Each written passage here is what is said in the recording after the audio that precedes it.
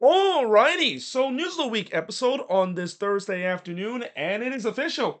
San Diego FC have finally announced that they have signed Chucky Lozano as their club first DP player. So after a couple of weeks, or really for the past couple of months, there's been rumors that this signing is going to complete.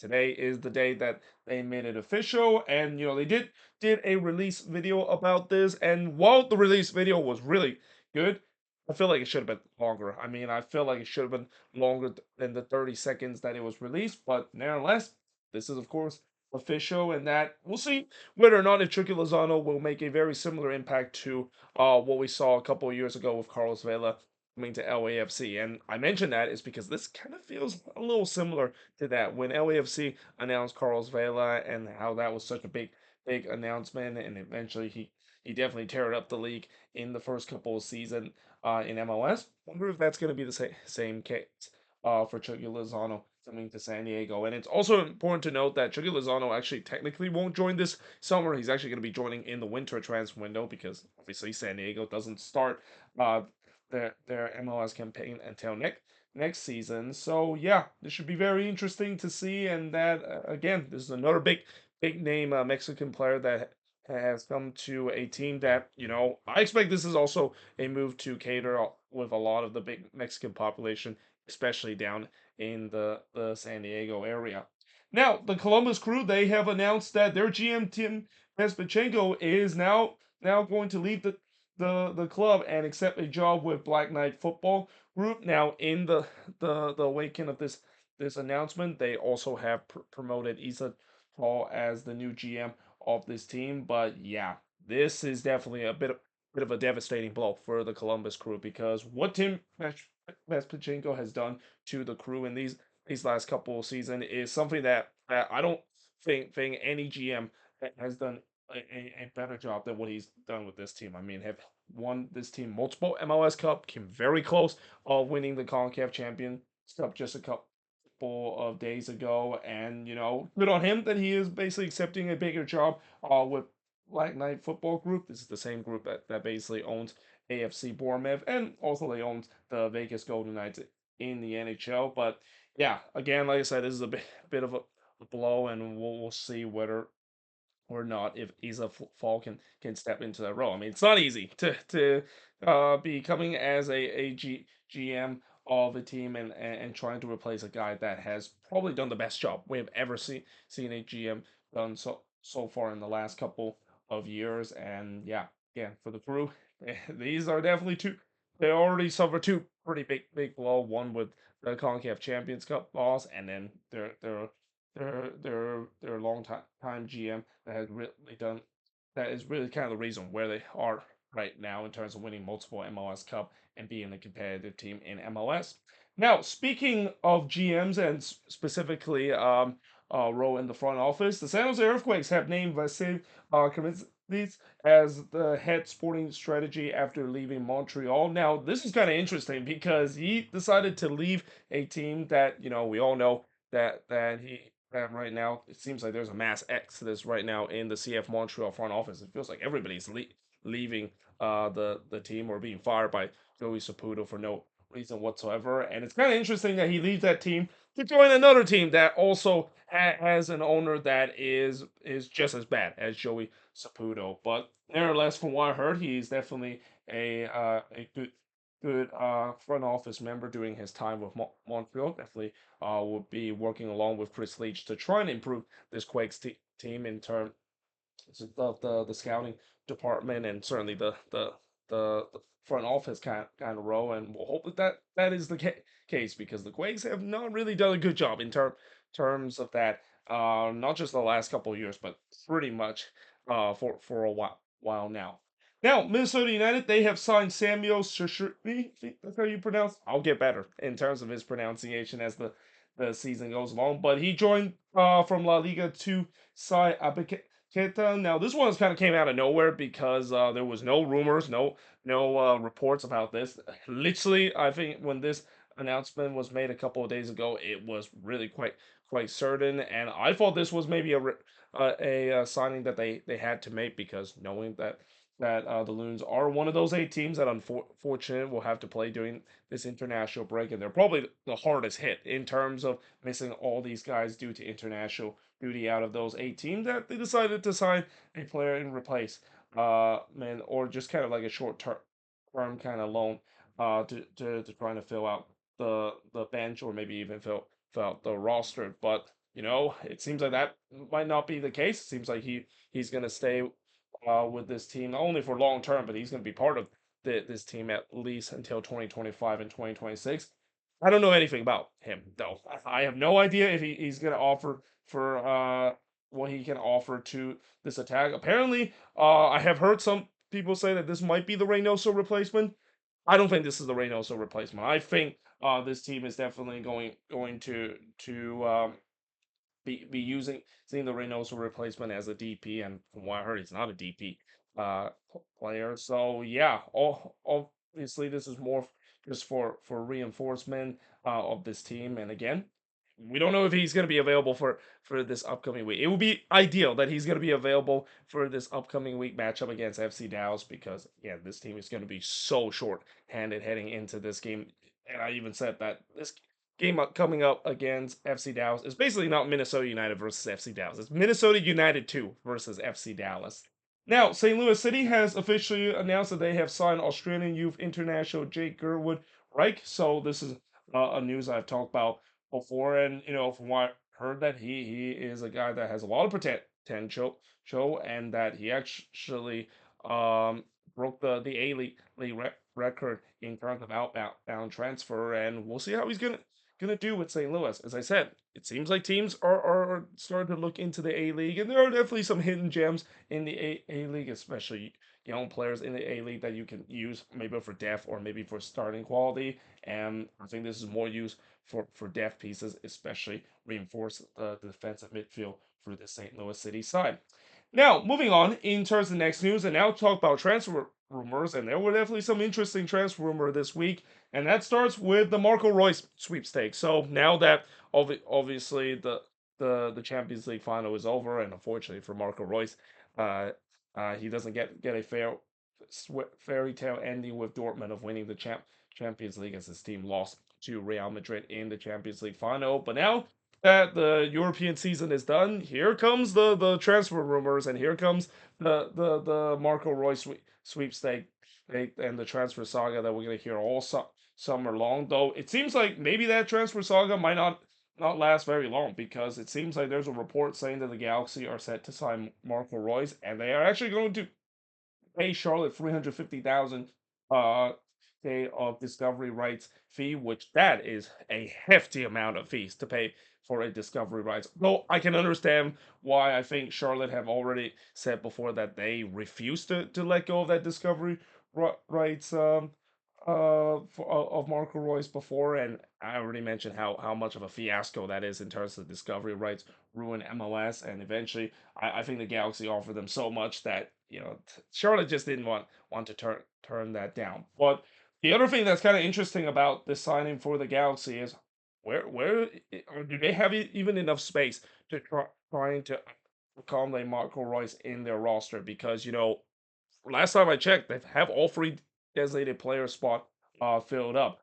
Unless if they're gonna go with something similar to what we saw before, where I remember a couple of years when they decided to sign Christian Pavone and they were all maxed out in terms of their DP spot. They decided to find a loophole where they kind of loan him and basically make him a TAM player before they eventually did figure out a way of making him a DP kind of player. And I wonder if this is going to be the same thing. Though, again, this definitely is not going to be a loan move because, Marco Royce is going to be a free agent. He's out of contract. So, yeah, this is going to be interesting to see how the Galaxy going to maneuver for this and that. Again, I know there are sources that saying that this, of course, is complete, but I highly doubt that this is over, and I think there's going to be more clubs that is looking to trying to get Marco Royce, and especially I'm kind of surprised the Galaxy decided to sign him. I mean, I get that yes, Marco Royce wants to go into an LA or New York market or even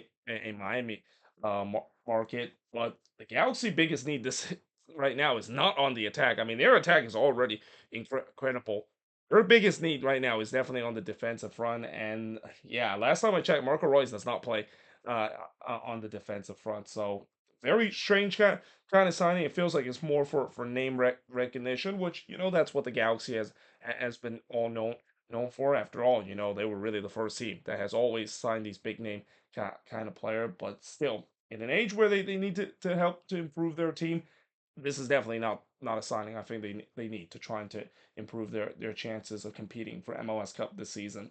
Now, moving on, Charlotte FC have been rumored that they're going to sign U.S. men's national team defender Tim Reams from Fulham. Now, this is another one where it kind of doesn't make sense when it comes to the priority that these team needs, because for Charlotte, what they really need this summer is definitely more attacking talent, especially a DP number nine on their team.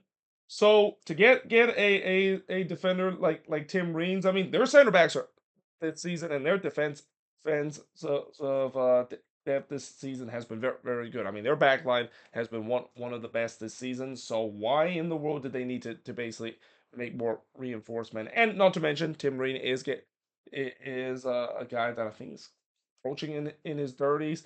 Again, it's kind of a strange kind of signing that they of course want to get him, but again, maybe for namesake they want to bring him along with this team. But again, that this makes the back line even older than it is. So yeah, this is kind of an interesting one, but we'll see whether or not if this signing will be complete. And then moving on, so another transfer saga that we're seeing is the Giorgio Yakimakis transfer saga. So now there is a report saying that Atlanta has agreed term with Cruz Azul to sell Giorgio Yakimakis for $10 million. Now there it is not official just yet, and they've said that there are still some terms that needs to be agreed. And it's kind of also interesting to see that throughout this transfer saga, Yakimakis was still playing for Atlanta United, and I wonder, if this goes even deeper and as the deal is about to happen, maybe Yakimakis might not be in the starting 11 for Atlanta, knowing that there could be a chance that he could be leaving this team. But either way, again, as I said, I mean, it kind of makes sense the fact that Atlanta wants to sell off some of their players that they develop for a big amount of money. Though again, for to sell off a guy to Liga MX, especially a guy that they really needed in Yakimakis, he's been the goal scoring machine for this team for that amount of money. I mean, it's understandable in terms of the money side, but it kind of doesn't make sense in terms of that they will lose a big weapon in that number nine spot, and they're gonna have to be in the same situation that they were when they lost Joseph Martinez and finding another decent number nine. But nevertheless, they definitely make some money out of it. They almost double the money that they made for Yakimatis, because I think they purchased him from Celtic for $5 million, and now they could potentially sell him for $10 million. But even then, I feel like that number probably is a little bit low. I feel like I never understand when MLS teams decide to sell players to Liga MX, why not inflate the price just like Liga MX team does when they sell a player to MLS? Because every time when I see Liga MX team sell a player to MLS, the amount is always inflate, and that an MLS team will always pay more to Liga MX team than the other way around. Now, moving on, Inter Miami, they are report to sign defender Gaston Silva from Puebla. So speaking of Liga MX to MLS signing, we have one here. And before I know, some people are going to be angry the fact that how in the world does Inter Miami still has the ability to sign international player? I mean, aren't they out of international spot? And people are going to immediately think that they're once again breaking the rules in terms of the roster rule that MLS said. No, they're not really breaking that because when you look on their roster, and MLS have even posted this out too, they actually do have I think one or two more international spot open.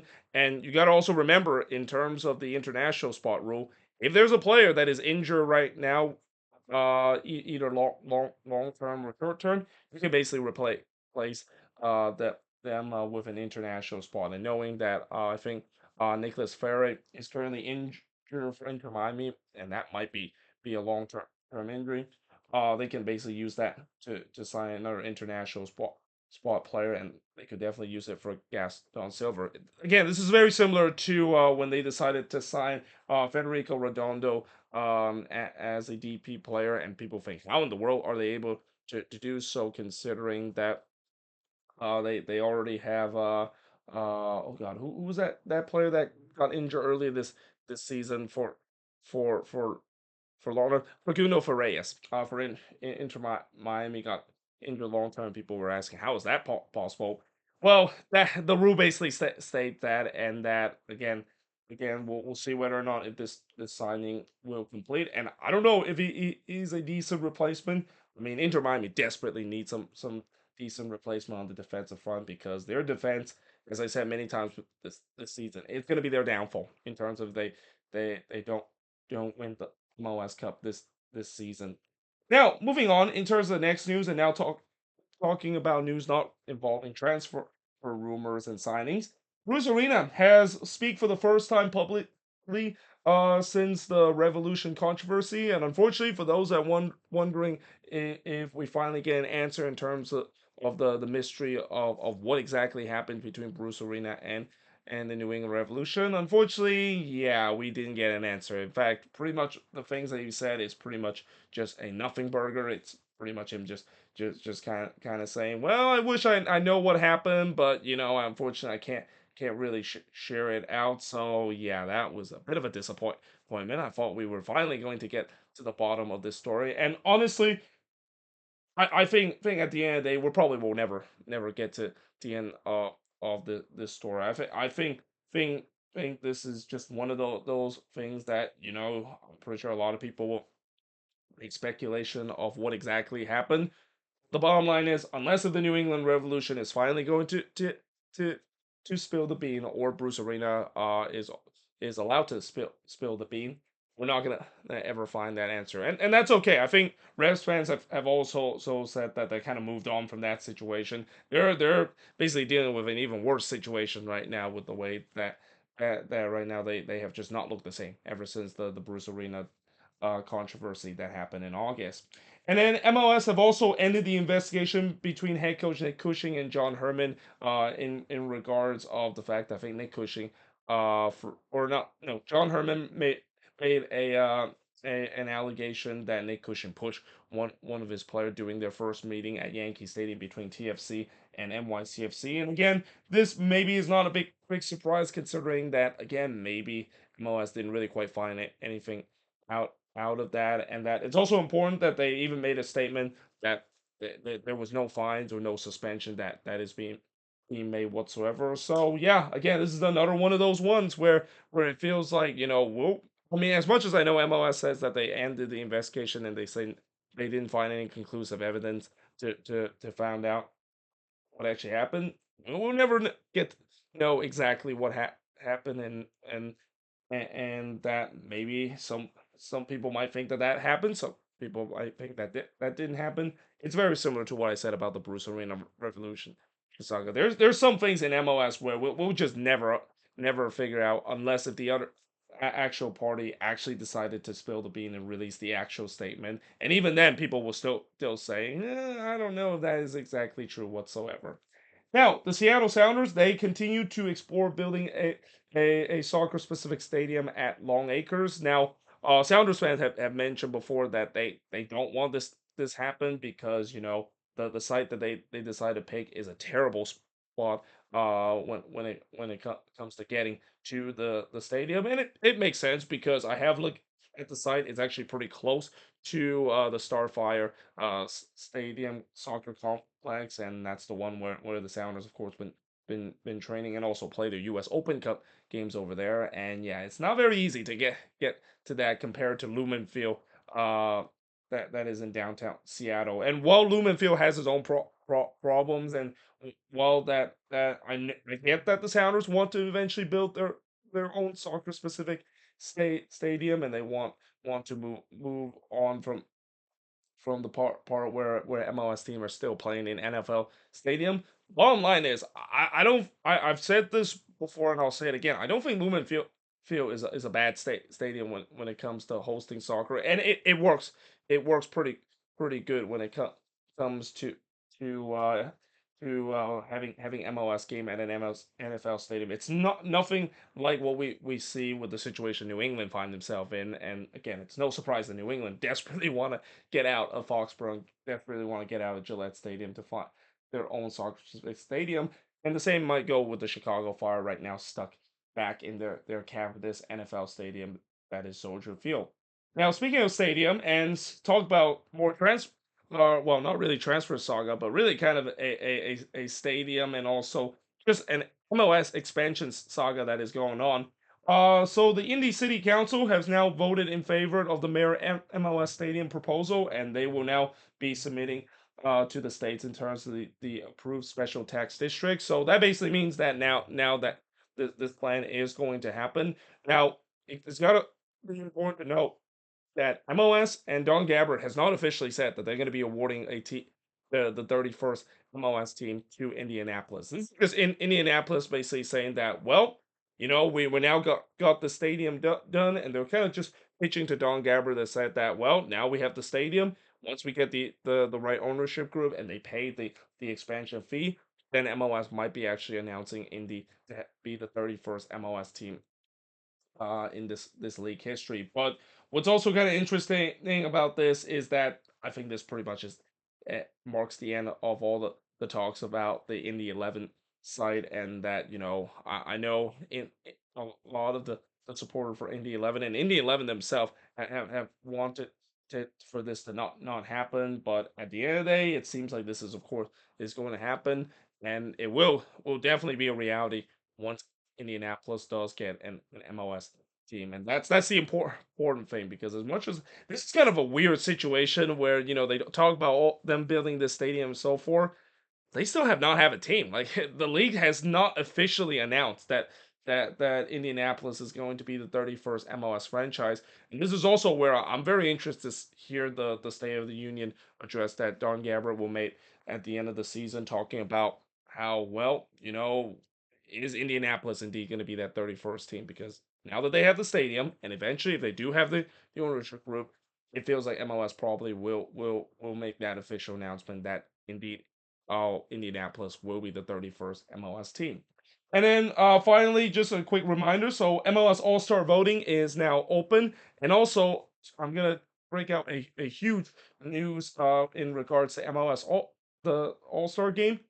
I'm actually gonna be going to that. Yes, you heard that right. I am gonna be going to the MLS All Star game in Columbus, and I also did see the MLS All Star voting as of is right now, and that right now when you look at the standings, I think obviously Messi is leading the chart in terms of voting. I mean, that's not a big surprise.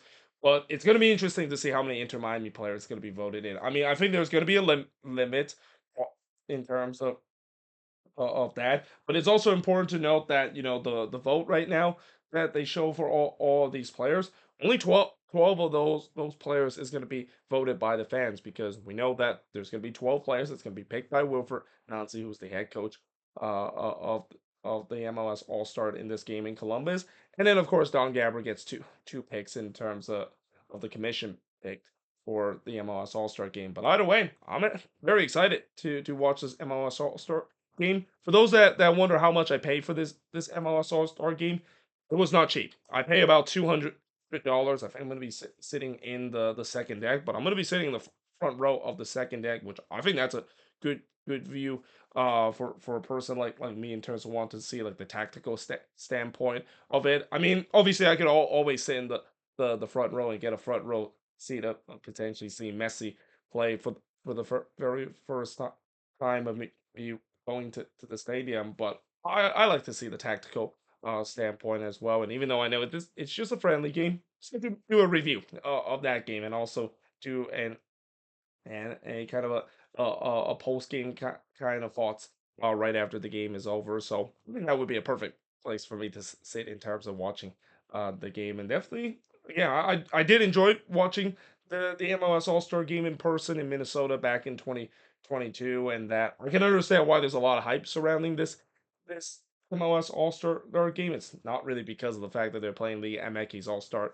Um, Again, But it's just that that certain guy that plays for Inter Miami and the greatest player of all time potentially playing in this game. And this is also where I'm pretty sure for all those people that are going to go to this All Star game to see Messi see play, they better hope Messi is going to actually play in this game and actually going to stay healthy enough that he can play in this game, because as what we have found out in Vancouver, there's no guarantee that Messi will be playing this game, but I think he will.